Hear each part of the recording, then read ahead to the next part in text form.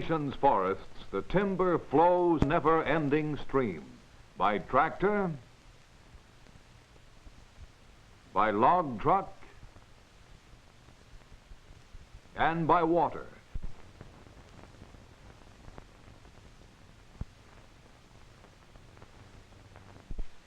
Down to the mills on river and harbor.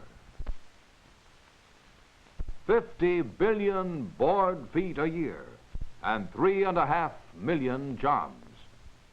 To create the nation's newspapers and books, its furniture and fuel, and to build the nation's homes, and to produce its lead pencils and baseball bats, its charcoal and wood alcohol, its telegraph poles, turpentine and explosives, its celluloids, barrel staves, phonograph records and wallpaper, and 1,000 other products indispensable to our daily lives.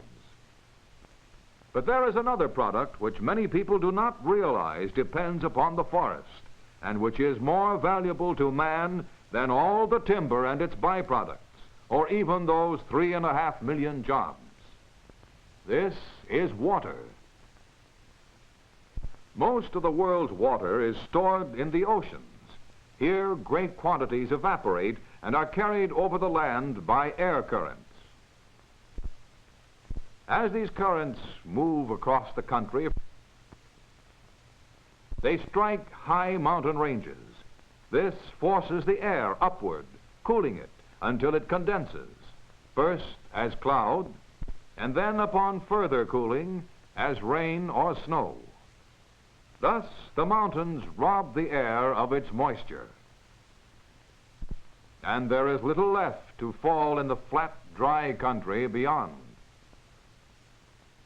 Here the air is very dry, so dry, in fact, that when the few storm clouds come,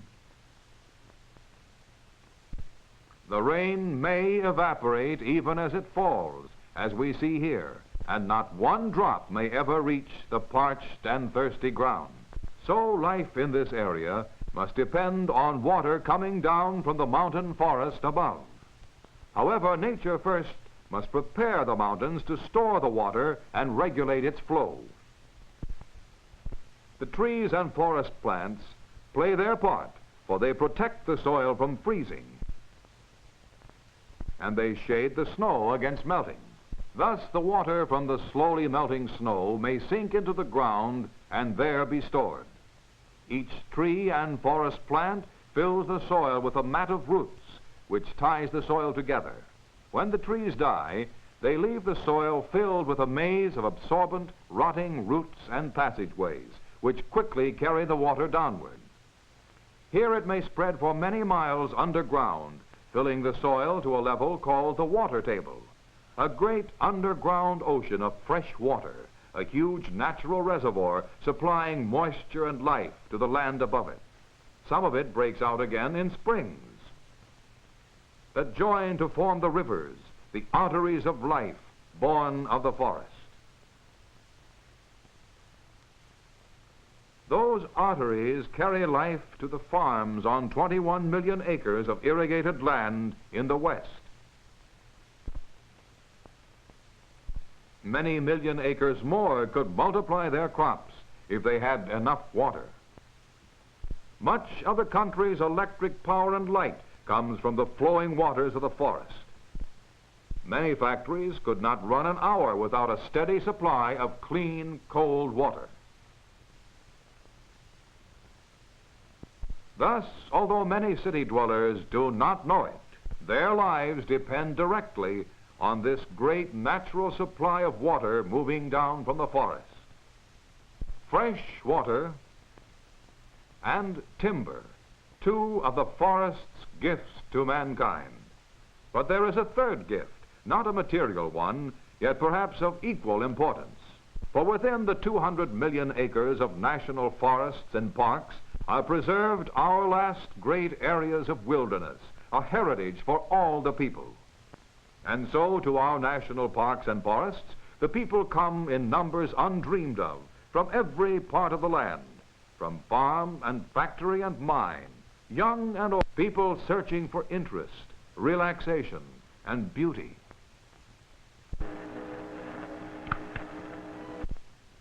beauty of flower, beauty of leaf and tree, beauty of color and space,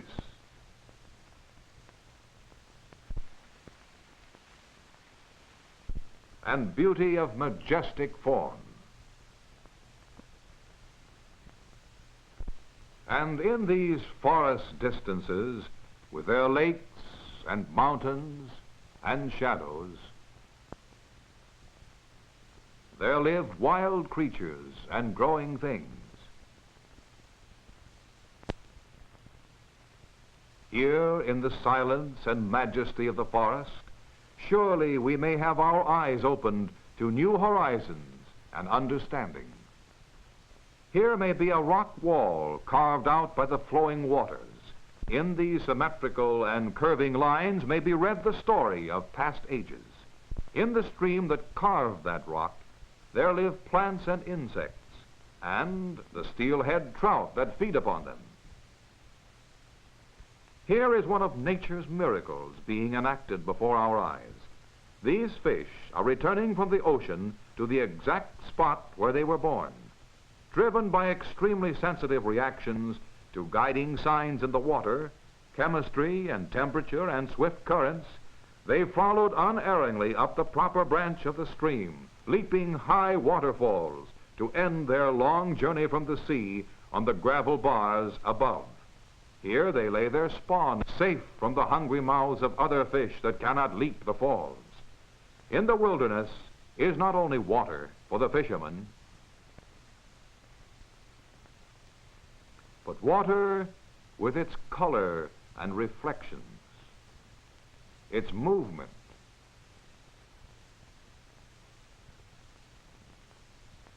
its stillness, and the many living creatures that come to it. Following the headwater trail, we meet wild creatures in their homes, and from them learn a new lesson. The long-lipped goose is adapted to feeding on water plants in ponds made by the beaver. Here the elk take grass in meadows and browse on trees and bushes. Still higher on the ridges, the bighorn sheep feed on bushes and mountain grasses not chosen by other animals. Thus, each creature, great or small, can share the forest bounty. So nature gives to man the forest, drawing its elements from the universe, its energy from the sunlight, and building them into life, pouring out its richness in a never-ending stream for man to use. Of timber and water,